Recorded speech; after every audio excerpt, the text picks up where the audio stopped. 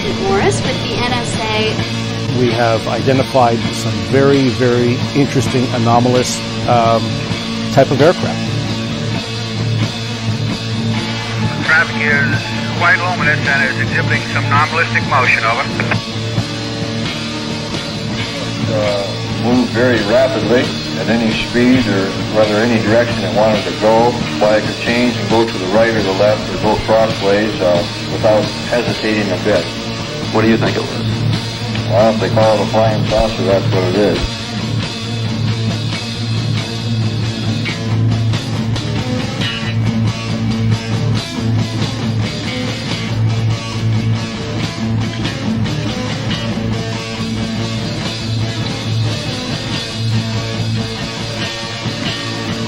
EWA 517, do you want to report a UFO? Over. Negative. We don't want to report.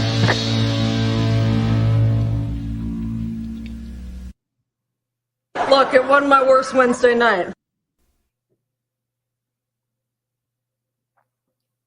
Good evening, everybody. This is Smiles Lewis, and you are tuned in to another live edition of Anomaly Now, straight out of Austin, Texas, on this Wednesday night, November 8th, 2023. Thank you for joining us, whether you're listening live or watching the replay or listening to the replay on the audio-only podcast or digging through the archives sometime in the future.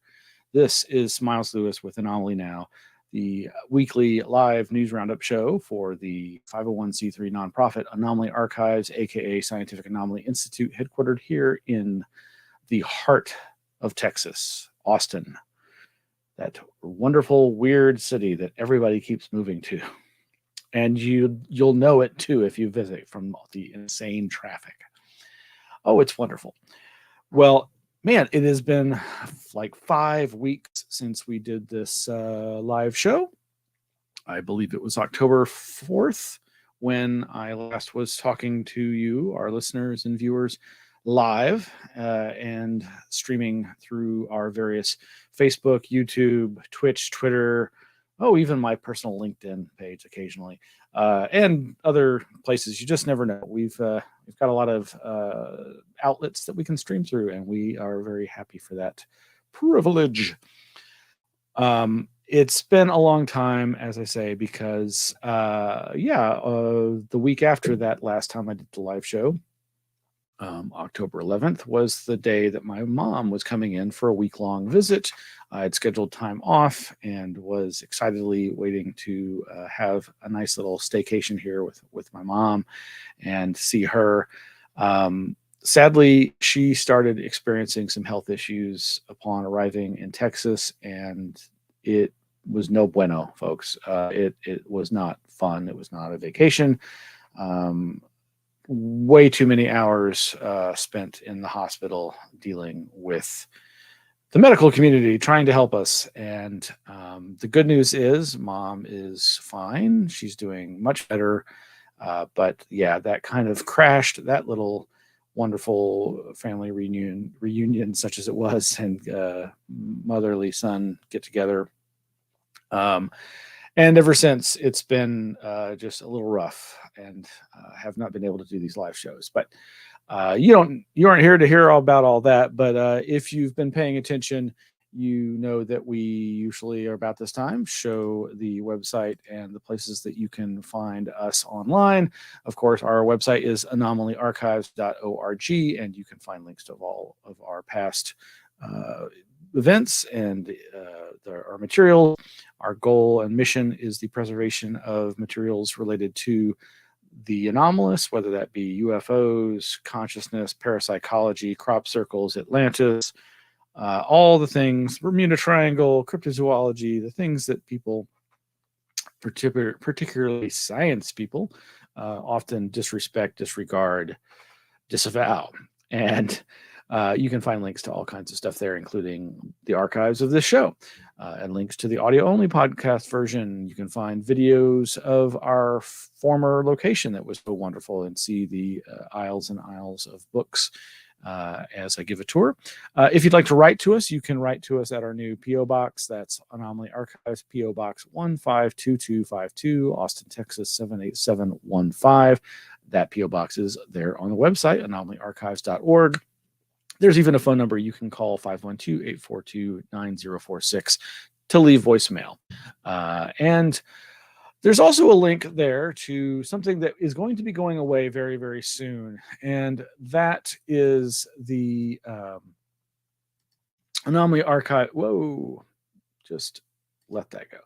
The Anomaly Archives merch store over at Shopify.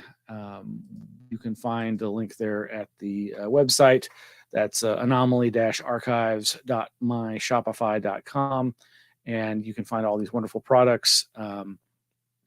You can get your coffee mugs, your Anomaly Archives coffee mugs, your t-shirts with the wonderful Red Junkie RPG Miguel Romero artwork that he designed, and mouse pads, the whole gamut of stuff. But that merch store is going to be shutting down within 30 days, or about 30 days from now. And that product may or may not be available for a very, very long time. So if you're interested, go check that out. It supports our 501c3 nonprofit efforts at preservation of all these important materials, on dealing with the subjects that we have been telling you about. If you don't know, we were founded in 2003, so this is our 20-year anniversary, and we are really still hoping to find a new physical location to make it easier for folks to visit the 7,000 plus books, the thousands of periodicals and paper files and digital files and media files, some of which, of course, get digitized and uploaded to the website and other outlets. So meanwhile, if you go to our website, you can also see our wonderful Flipboard, where we aggregate all of our news articles. That is flipboard.com/@Anomaly Archives. And there's a link there that will then take you to the actual aggregator that has just thousands and thousands of articles. I think it's, oh my gosh, over 21,630 archived page flips, and over 10,300 stories. I'm not sure what the difference between a page flip and a story is, but there you'll see some of the things that we'll be briefly covering tonight in this live weekly news roundup. There is just a ton of stuff, as there always is, and of course it's been piling up since we haven't been doing this live show for the past several weeks. Some of the stuff I don't know if we're going to, well, I know we're not going to get to, but I'm really excited. I want to read some of these. Trail in upstate New York town, reportedly a time vortex. There's a small trail in upstate New York that is may have such a strong magnetic pulse it can reportedly cause hikers to hallucinate and lose time. That's from WRRV.com with reportage from Nick Kessler. Another one is consciousness part of the fabric of the universe. I'd say yes. That's from Scientific American, written by Dan Falk. More than 400 years ago, Galileo showed that many everyday phenomena, such as a ball rolling down an incline or chandelier gently swinging from, well, you'll have to go to the link to find out more about that.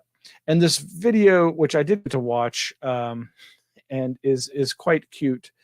Dolphin megapod caught on camera. This is a PBS Nature show on their YouTube channel. But what gets me is this megapod of spinner dolphins features two different drones. One is a drone dolphin, a spy dolphin, cruising along in and around the megapod of spinner dolphins, keeping an eye on it. I'm sure the spinner dolphins are just like, what is wrong with that guy? Meanwhile, there is a bird drone for shots from above. There's also just regular types of drones that you can see in some shots, but just this idea of humans spying on other animals on this planet using fake animals to try to ingratiate themselves into these herds, these pods, these flocks, etc. It just all is rather like the idea of aliens and other beings from elsewhere trying to look and sound like us to study us while they're amongst us. And so much other stuff. Rare white platypus in Guidar River near Armadale is leucistic, researchers find. All kinds of great stuff. There's so much that's piled up since our last show 5 weeks ago. You should go check it out. That's at flipboard.com. Like I said, the link is there in the anomalyarchives.org webpage. But in the meantime, some of the things that we were going to report on are this article I read over at Vice. This is a formation I had seen a video about and found rather interesting. Vice.com reports a prehistoric pyramid may have just rewritten human history, scientists claim. The pyramid of Gunung Padang in Indonesia began construction in the deep past, a new study claims, and was built by an unknown ancient people. Article by Jordan Pearson, dated November 7th, so just a day ago. It just compares this structure to, of course, the ancient pyramids in Egypt. And they're estimating that the new study is suggesting that this pyramid may be 16,000 years old, roughly 10,000 years older than the pyramid of Djoser in Egypt, long thought to be the world's oldest. And this has been published, I believe, in a peer-reviewed journal. Here we go. Ja's claims are controversial because they suggest an unknown Stone Age civilization created a monumental pyramid. Quote, people think the prehistoric age was primitive, but this monument proves that wrong, he said in 2013. Since then, the team's work has been revealed in piecemeal. Last month, they published a study in the peer-reviewed journal Archaeological Prospection that concludes the oldest parts of Gunung Padang are 27,000 to 16,000 years old, based on a range of tests, including electrical resistivity tomography, ground-penetrating radar, seismic tomography, and core sampling, among other methods. You can find some videos online that show the amazing, interesting qualities of this structure. And as with so many of these, it appears to be a structure built on top of a structure on top of a structure. And so I think they may be suggesting that the innermost aspects of this pyramid may in fact be particularly older than the pyramids in Egypt. Good friend and coworker Shane turned me on to this website, UnchartedX.com, which has an article and video that you can check out about these ancient marble, I believe they're presumed to be Egyptian pots, but Ancient Precision confirmed the last few months has been busy time for the Vase Scan team, led by Chris Dunn, Alex Dunn, and Nick Sierra. The team gathered in a precision lab in Danville, Illinois, to do a hands-on metrology inspection of several vases. Not only that, but many more of the remarkable ancient hardstone vases that come from pre-dynastic and early dynastic ancient Egypt have been scanned via structured light and CT X-ray, and the results are frankly astonishing. And basically, what it's suggesting is that these granite, I believe that it's granite pots are machine-like lathe, like they're so thin and so amazingly constructed that it was presumed that no civilization that far back had this capability. And of course, the question becomes how could this have been done? And as far as I can tell from what I've watched of these videos and seen of this team's work, they don't seem to be jumping to the "it was aliens" conclusion, which is of course a good place to start, meaning not to start that way, and just suggest that as seems to keep being discovered more and more, that there are vast arrays of knowledge that the ancient civilizations had that was lost, and that we have a hard time imagining how they could be accomplished. So you'll want to check that out. So something that we've reported on before on this show is what I call the animal rebellion. These incidents that seem to be occurring perhaps increasingly around the world of different animal species, kind of going on the attack. Now, obviously, cetaceans and whales are the kinds of mammals that are known to have vastly more intelligence than a lot of other animals out there. And we've previously reported about these orcas that are seemingly targeting boats and ramming them and employing certain tactics that imply that there is some level of planning there that obviously implies intelligence, which we know they're intelligent. There's no doubt about that. But this article over at thesun.co.uk, I know it's not the most reputable site, but I think they're just reporting on the basics here.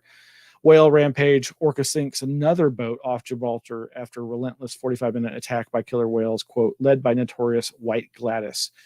White Gladis, a 25-foot-long mother orca, is believed by some to be the ringleader of the rampaging pod of killer whales. They did this attack, and it was the sinking of a yacht in the fourth incident of its kind in just 2 years. It is a pretty short article, but the ambush likely came from a notorious pod of whales led by an orca dubbed White Gladis, which has been apparently attacking seafarers for at least 3 years. The Polish company who were operating the boat said all attempts to rescue the boat failed before it sunk near a Moroccan port. The operator said the crew were, quote, safe, unharmed, and sound following the bizarre incident. Quote, despite attempts to bring the yacht to port by the captain, crew, and rescuers from the SAR Search and Rescue, port tugs, and the Moroccan Navy, the unit sunk near the entrance of the port of Tanger Med.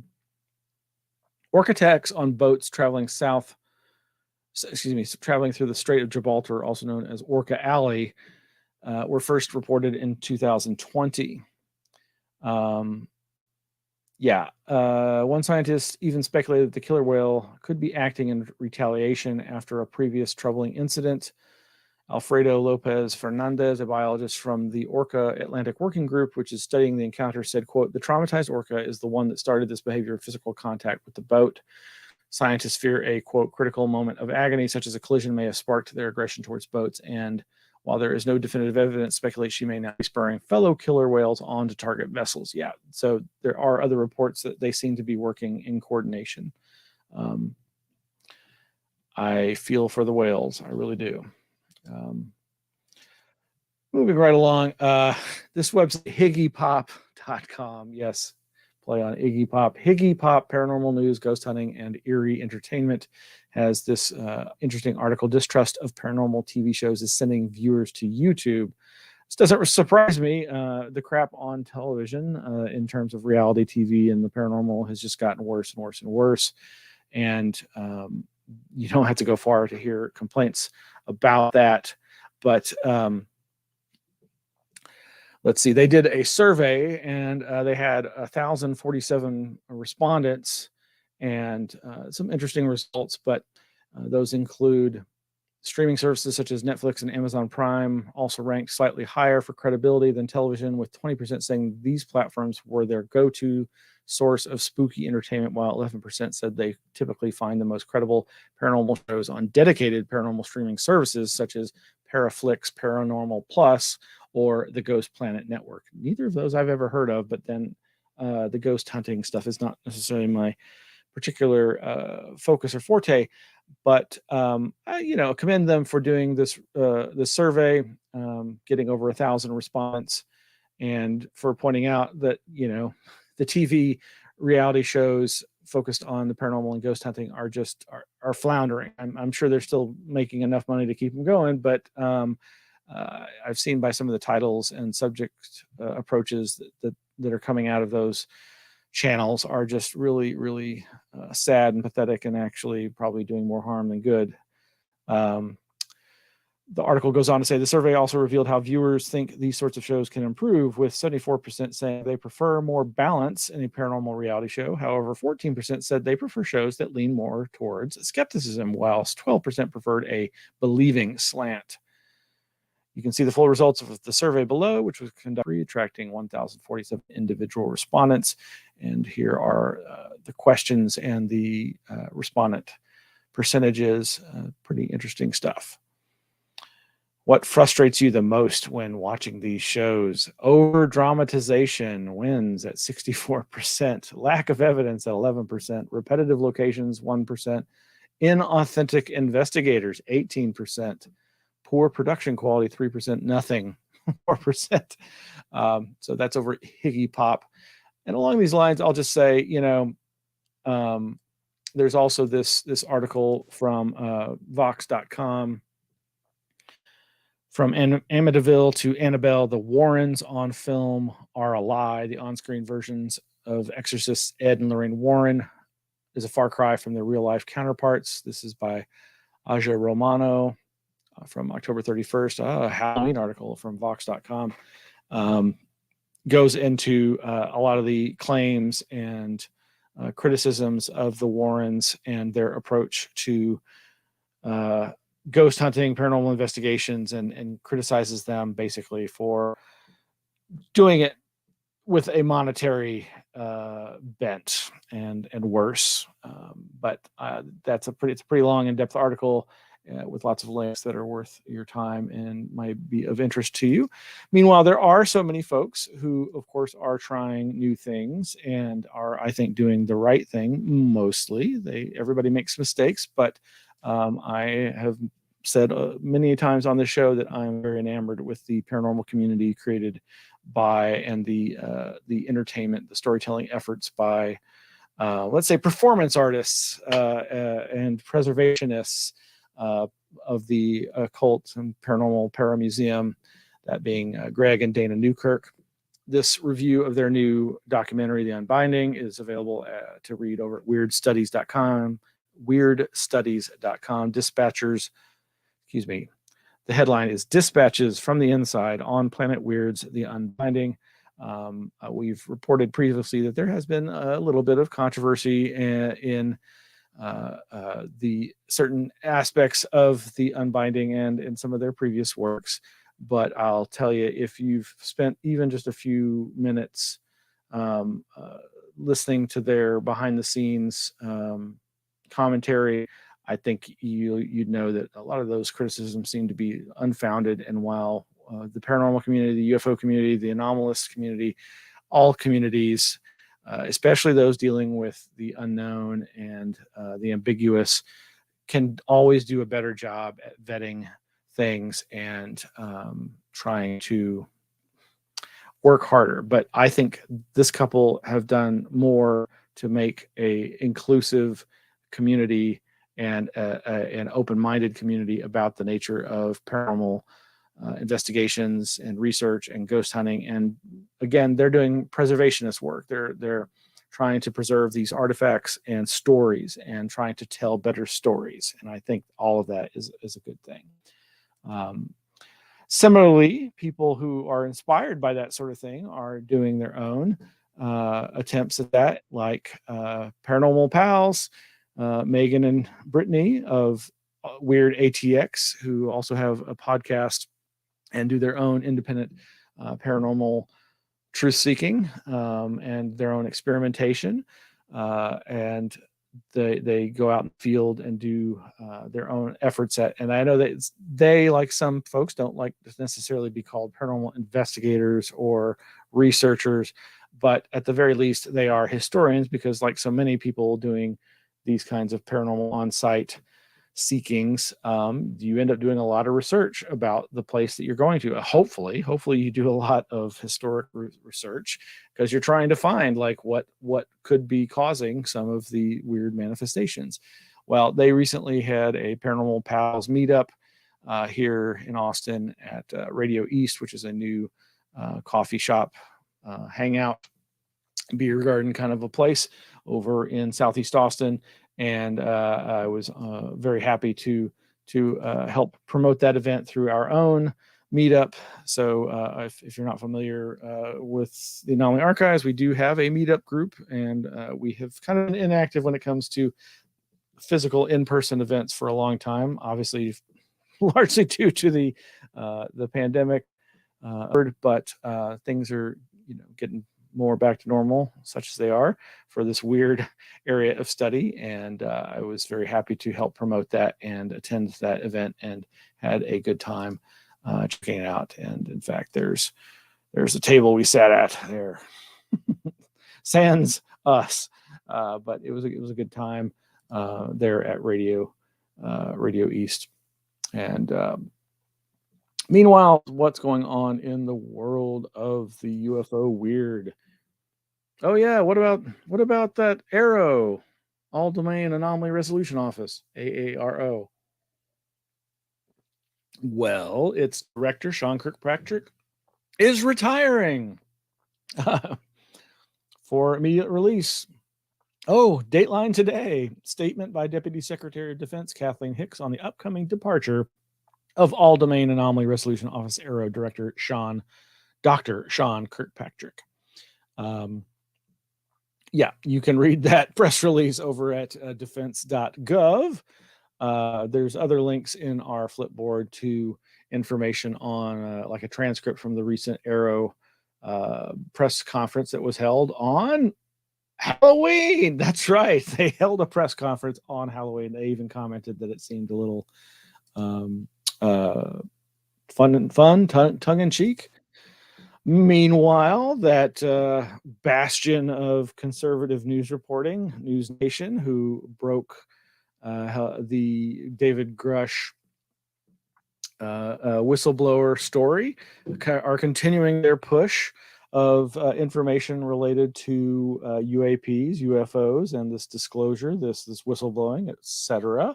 And we'll provide the link to that. But you can see here Ross Coulthart, who is one of the people who broke the story, interviewing Dave Grush, is now claiming that there's something fishy going on with regard to those UAP balloon, quote unquote, shoot downs that happened after the Chinese balloon shoot down, the ones that happened up in Alaska, in the Arctic Circle. They're also claiming that there was one before the Chinese spy balloon, and that these are UAP, and that they're hearing from multiple sources, including confirmed there by Chris Mellon. Yeah, that this kind of thing has apparently they've been hearing these stories, and so they've been hearing it from 2 or 3 different sources, and are now reporting on that because of this corroboration of these secret sources. We'll see if anything comes of that. Nothing seems to have yet really come from Grush's brushes with mediocrity. I mean, media exposure, but who knows? Maybe something important will finally come about because of this. We hope so. I really do. I really hope something does. Meanwhile, over on the internet, over at EuropeanConservative.com, I haven't had the chance to read this yet, but UFOs and aliens are probably not what you think. An interview with Diana Walsh Pasulka, that being her current nom de plume after her divorce, but yeah, that's what everybody knows her by, right? So Diana has a new book coming out, and she's been doing some promotion for that, and I'm sure this interview will be very interesting. I have not had the chance to read it, but we'll provide the link to that. But if you'd like to hear an interview with her that was in advance of this book, our good friend our good friend Greg, yes, he's a doctor of weird music, doctor of weird musicology. Our good friend Greg Bishop over at Radio Misterioso did an interview back in May, or at least that's when he posted it, with Diana about this new book called Encounters, Experiences with Non-Human Intelligences. It's a very fascinating interview. There's other interviews out there with, I can't remember the host name, but anyway, check out this interview. It's worth your time, and I'm looking forward to reading the book and hearing more about Diana's continued investigations into belief systems surrounding the UFO phenomena and people's experiences with it, and that's I believe more the focus of this particular book. All right, well, we're getting close to an ending point, but I want to mention my good friend and helpful volunteer, Victor. Thank you, Victor. I see you there. Victor turned me on to this cute little comic strip over at Imager, and I believe it's by somebody. Is that Owen Broadcast? I hope I've never been to this site, but maybe their account's called Nighttail. I'm really not sure, but it's a cute little comic called Fishman. And folks who are interested in the idea of tulpas and creating entities like as was done in the infamous Philip experiment will probably get a kick out of this comic strip, because that's basically the premise. Some guy creates Fishman, and it's a nice little cartoon. I like it. Little comic strip. Older article that Victor also and I talked about with me off air. VUMC scientists record powerful signal in the brain's white matter. And if I'm understanding this article and what they're talking about, it basically seems to boil down to this idea that to me is kind of like my founding principle when it comes to understanding strange phenomena and versus mainstream science. And that is, mainstream science, like anybody who's trying to learn something quickly, goes after the low-hanging fruit. You go after the things that are easiest to study with the instruments you have, and the things that are harder to study because you don't have the proper instrumentation, or that seem to be giving you a weaker signal that's harder to study, are not going to get your attention until you finally get around to it. And that's what this article seems to be talking about. The idea that the gray matter, the bulk of brain that brain scientists, neuroscientists have researched for decades, is easier to study. It has a more powerful signal to record, to be recorded through our instrumentation, and therefore the other parts of the brain, this white matter that makes the other part of the brain, has a more subtle signal. And it's only because of new technology that we've been able to start recording and analyzing those subtle signals. So there may be a lot more to learn there. There probably is. But that's something that you might want to check out. And I'm sure we'll be hearing more about that in the coming years, decades, and who knows. Lastly, I guess I will end with this this article here. This article was, I think, originally published in the New York Times, but you can read it without having to deal with the paywall over at dynews, DNYUZ.com. It doesn't immediately seem UFO, paranormal, Fortean related, but I think it's an important article for a number of reasons. It's titled "A Secret War, Strange New Wounds, and Silence from the Pentagon."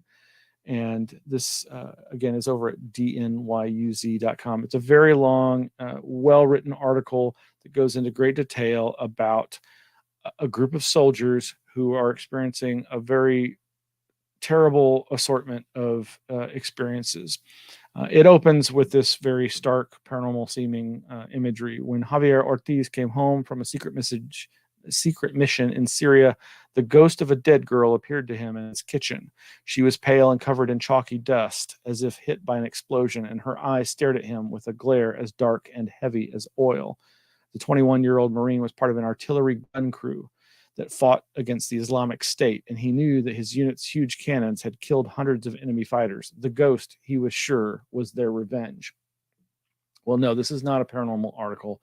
It is about the fact that increasingly, since the Vietnam War, the Gulf Wars, and now the war on terror in Iraq and Syria and elsewhere, our own soldiers have been subjected to the massive sonic booms of the cannons they are bombarding the enemy with. And those sonic booms are probably scarring their brains at a nano level. And so that scarring can't be detected until they're dead and their brains can be examined. But mice who are subjected to the same kinds of